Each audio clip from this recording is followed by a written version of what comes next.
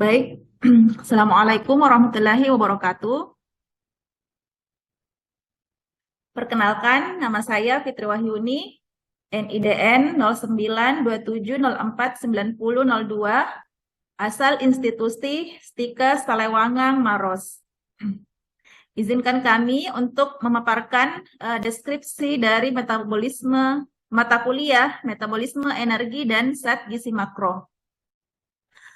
Ya, jadi mata kuliah metabolisme energi dan zat gizi makro ini adalah salah satu mata kuliah wajib pada program studi S1 Gizi. Dan mata kuliah prasyaratnya adalah biokimia gizi dan ilmu gizi dasar. Dan bobot SKS dari mata kuliah ini adalah 3 SKS.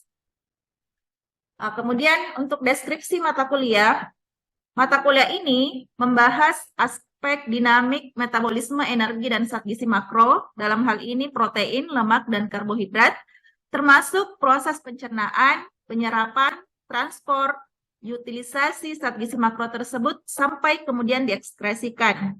Mata kuliah ini juga membahas fungsi-fungsi enzim dan hormon yang berperan dalam metabolisme zat gizi makro, dan juga mekanisme metabolik regulasinya. Mata kuliah ini akan membahas tentang bagaimana metabolisme zat gizi pada kehamilan, serta penyakit-penyakit yang berhubungan dengan gangguan metabolisme zat gizi.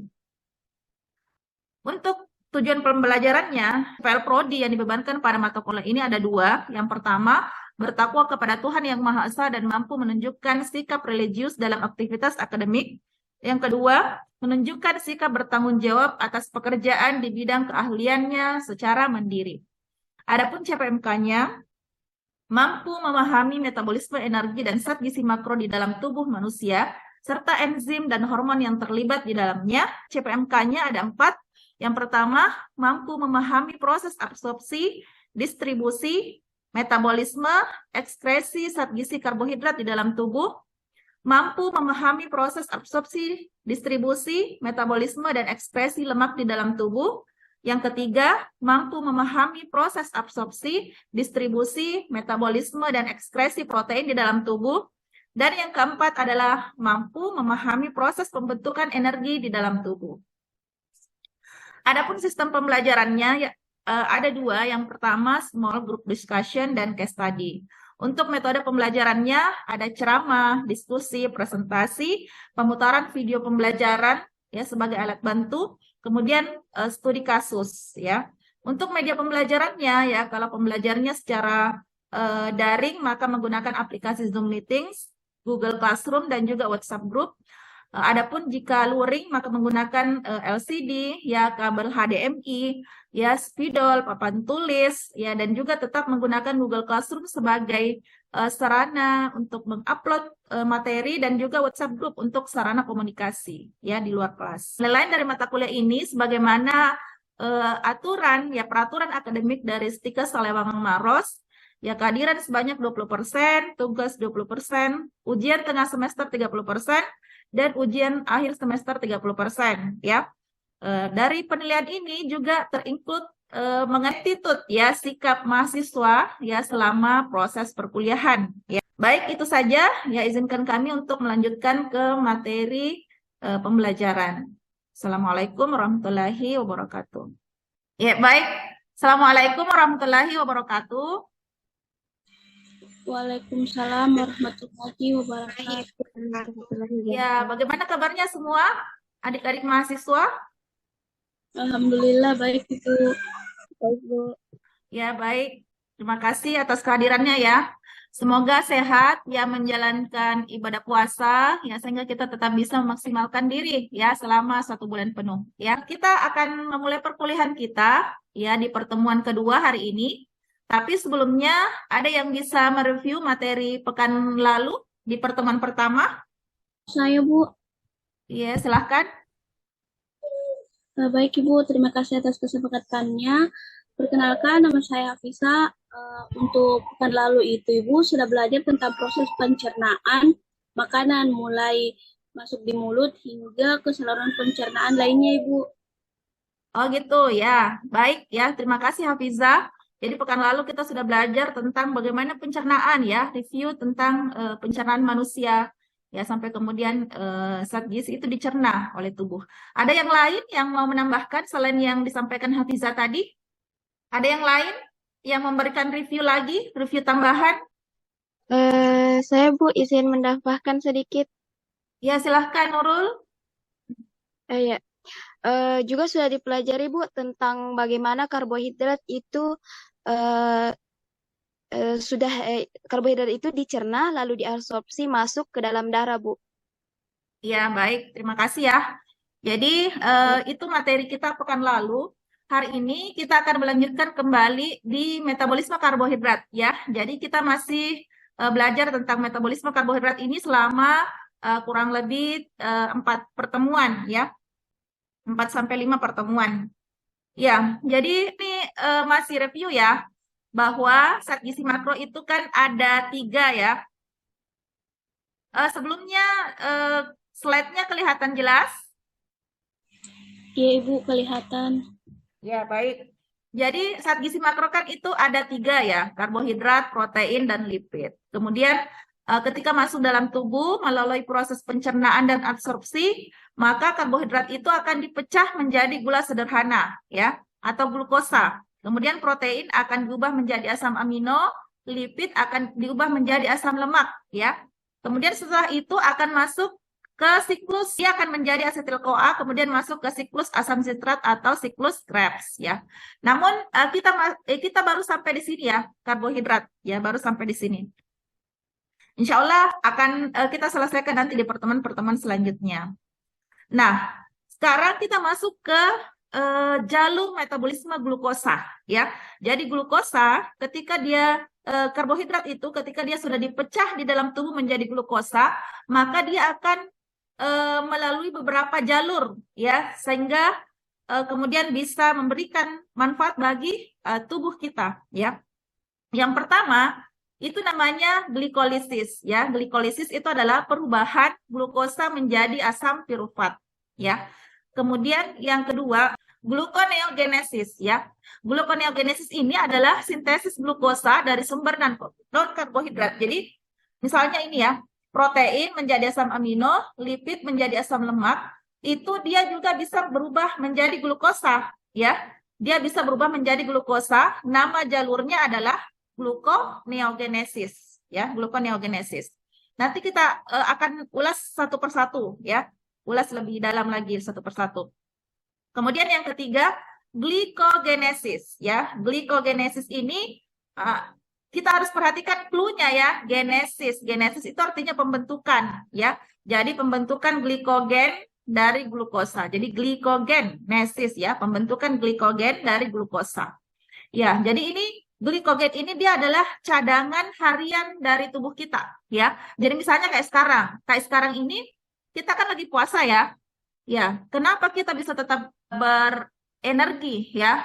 Kita tetap bisa beraktivitas padahal kita lagi puasa ya, tidak makan dan tidak minum. Itu karena adanya glikogen ya, glikogen atau cadangan glukosa di dalam tubuh ya.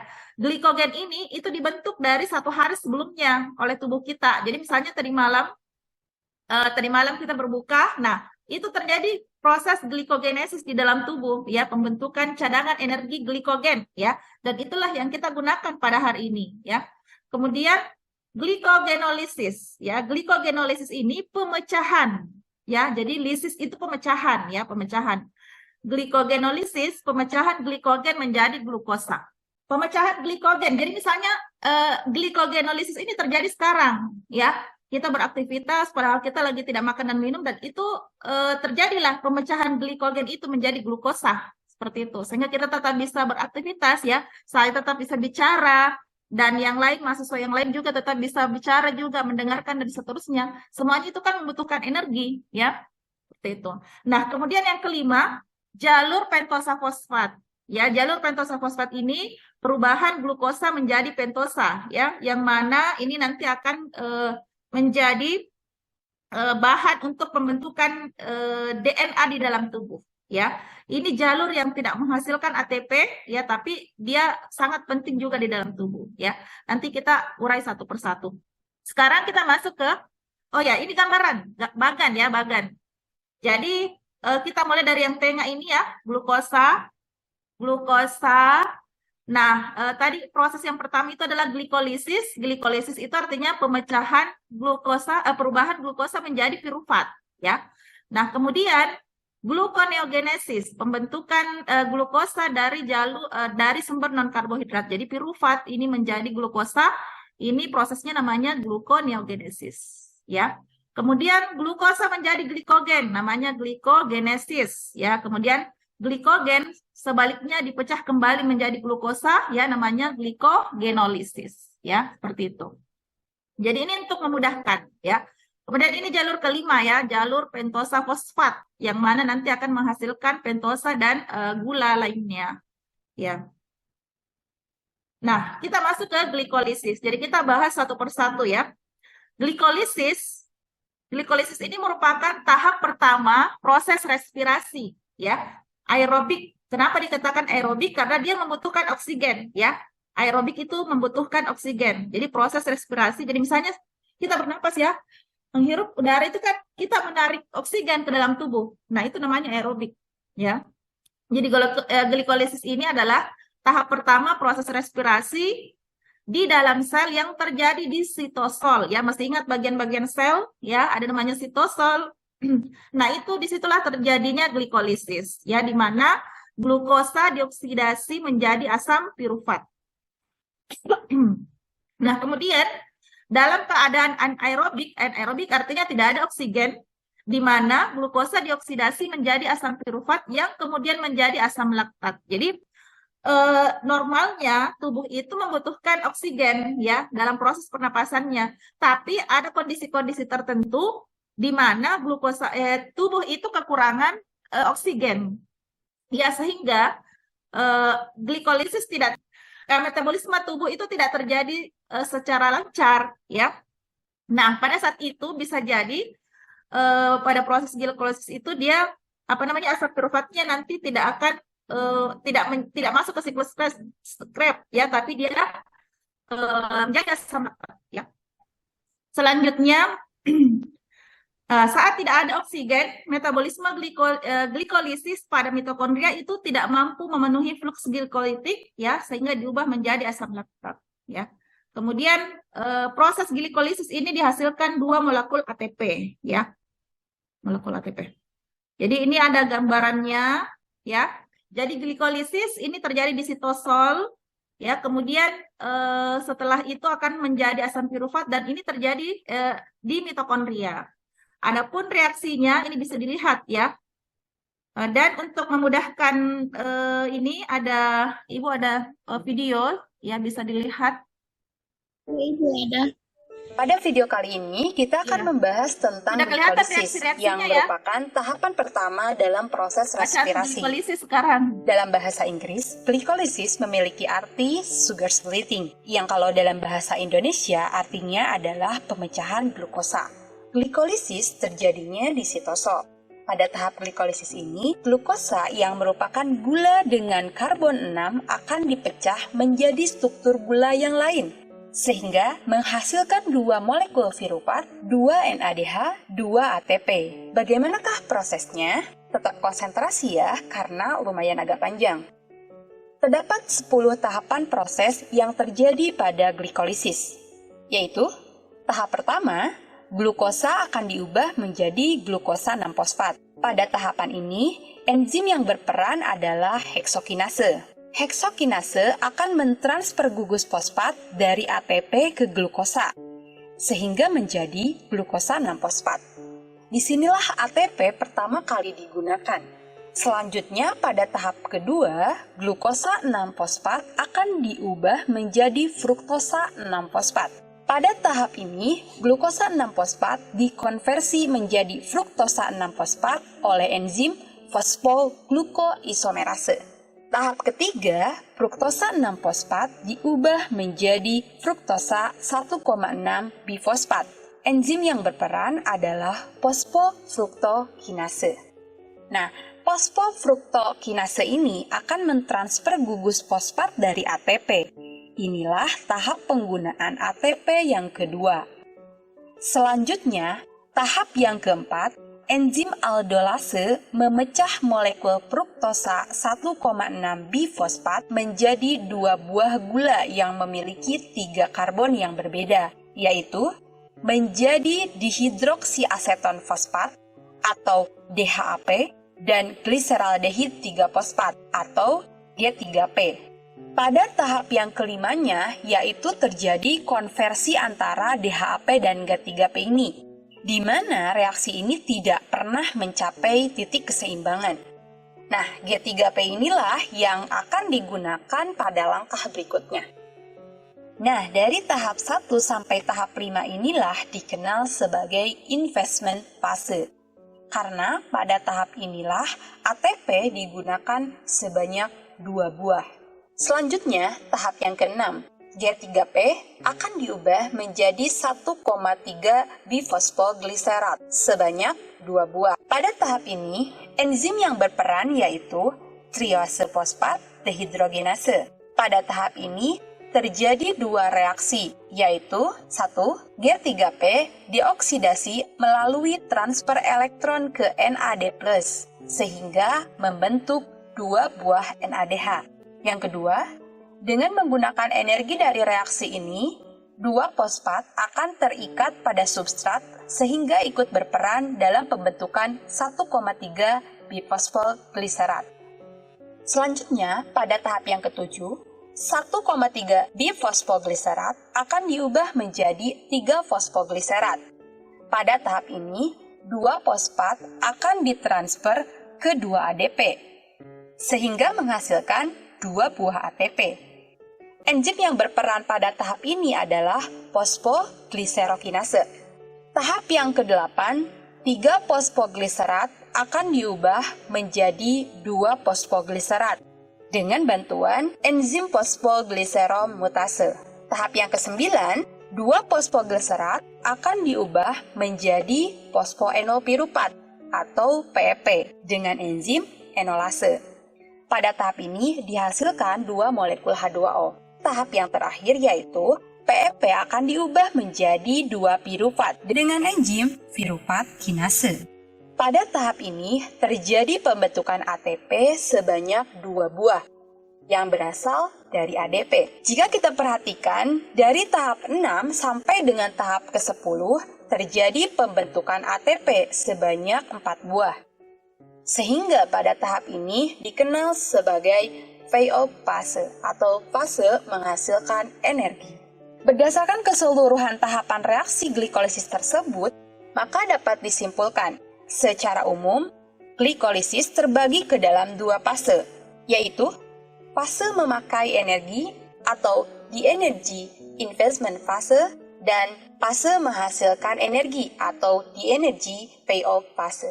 The energy investment fase merupakan tahapan di mana ATP digunakan. ATP yang digunakan sebanyak 2 buah, yaitu pada tahap pertama ketika glukosa diubah menjadi glukosa 6-fosfat dan tahap yang kedua terjadi pada fruktosa 6-fosfat menjadi fruktosa 1,6 bifosfat. Tapi investasi ini akan dilunasi dengan bunga pada tahap energy payoff fase. Karena pada payoff fase dihasilkan 4 ATP dan 2 NADH. Sehingga hasil bersih yang dihasilkan dalam proses glikolisis per 1 molekul glukosa adalah 2 molekul Jadi ini yang dihasilkan dari glikolisis ATP, ya. dan 2 Ada 2 NADH. molekul pirufat, itulah 2 materi NADH dan mengenai 2 glikolisis. ATP. Ya. Gimana? Mudah Sebenarnya kan? ada 4 ATP tadi ya, tapi 2 itu digunakan ya. Terima Jadi, kasih sudah menonton video sisa kolaborasi 2 Eksakta. kembali begitu yang dihasilkan ya. Jadi kita lihat tadi tuh lumayan panjang reaksi dari glikolisis ya. Itu baru tahap pertama ya, tahap pertama metabolisme, belum masuk ke siklus yang lainnya. Ya. Jadi ini ya tadi di sini proses glikolisis ya, glikolisis di mana glukosa itu diubah menjadi 2 pirufat ya dan menghasilkan 2 ATP ya, menghasilkan 2 ATP dari sini. Baik, sampai di sini ada yang mau bertanya? Saya Ibu. Iya, baik, silahkan. Iya, apa yang mau ditanyakan? Maaf Ibu, bisa buka slide kelima Ibu? Oh ya, slide kelima ya. Iya, tunggu. Ini ya. Ya, silahkan mau tanya apa? Iya Ibu, saya masih kurang mengerti Bu terkait penjelasan Ibu mengenai metabolisme glikolisis yang tidak memenuhi fluks glikolitik akan diubah menjadi laktat. Itu maksudnya bagaimana Ibu? Apa dia merupakan bagian dari metabolisme karbohidrat juga? Iya, betul ya. Baik, terima kasih pertanyaannya, bagus sekali. Jadi, eh, tentang ini ya. Jadi, tadi Bu jelaskan ya bahwa glikolisis itu dia merupakan respirasi aerobik ya. Dia membutuhkan oksigen ya. Tapi ada masa ya ketika tubuh itu kekurangan oksigen ya. Misalnya contohnya begini. Ketika kita dalam kondisi aktivitas yang cukup apa ya, misalnya taruhlah misalnya kayak berlari ya. Berlari itu kan cepat sekali. Ya, cepat sekali kita beraktivitas pada saat itu ya, otot-otot kita cepat. Nah, bisa jadi pada saat itu misalnya tubuh itu kekurangan oksigen ya. Kenapa? Karena kan kita misalnya terengah-engah ya. Begitu. Maksudnya itu oksigen itu tidak masuk sempurna di dalam tubuh ya.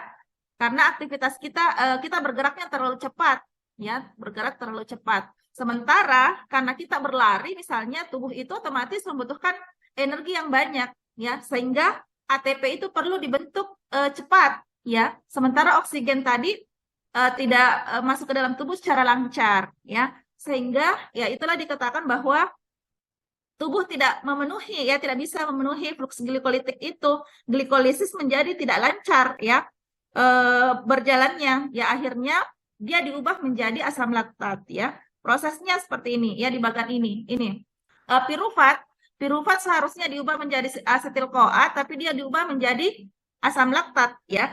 Namun ya laktat ini kembali bisa diubah menjadi glukosa ya melalui jalur gluconeogenesis. Jadi laktat diubah menjadi pirufat kembali, kemudian melalui proses metabolisme gluconeogenesis kemudian menjadi glukosa ya. Jadi dia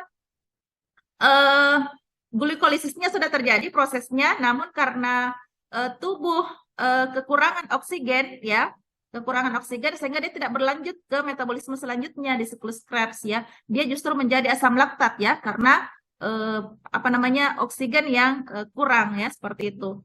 Dipahami di sini, Ani? Iya Ibu, terima Iya, kasih baik. Ibu. Yang lainnya paham juga ya? Iya, Ibu paham. Iya Ibu, paham. Ya, baik. Eh, sampai di sini ada yang mau bertanya lagi atau kita cukupkan? Ya, jadi kita cukupkan ya untuk pertemuan kita pada hari ini. Insya Allah kita lanjutkan pekan depan ya pertemuan ketiga tentang metabolisme glikogen. Ya, baik. Dari materi yang Ibu paparkan tadi ya tentang jalur-jalur glikolisis ini menunjukkan kepada kita ya, ini baru satu loh, satu jalur metabolisme glikolisis, dan itu ternyata tadi di videonya itu cukup panjang ya, panjang sekali reaksi-reaksi yang terjadi oleh tubuh kita, dan juga ada enzim-enzim yang berperan ya. Jadi di sini menunjukkan ya betapa kompleksnya metabolisme yang terjadi dalam tubuh kita ya, dan itu terjadi otomatis ya tanpa kita suruh ya, itu proses terjadi sendiri di dalam tubuh ya. Jadi kita sebagai seorang manusia ya, kita harus banyak bersyukur ya. Bayangkan kalau misalnya ada satu reaksi yang tidak berjalan, ada satu enzim yang tidak berfungsi ya, maka itu tentu akan memberikan dampak ya bagi metabolisme tubuh kita ya. Baik, itu saja. Terima kasih atas kehadirannya pada perkuliahan hari ini. Semoga ilmunya bermanfaat ya dan berkah. Kita tutup. Assalamualaikum warahmatullahi wabarakatuh. Waalaikumsalam warahmatullahi wabarakatuh.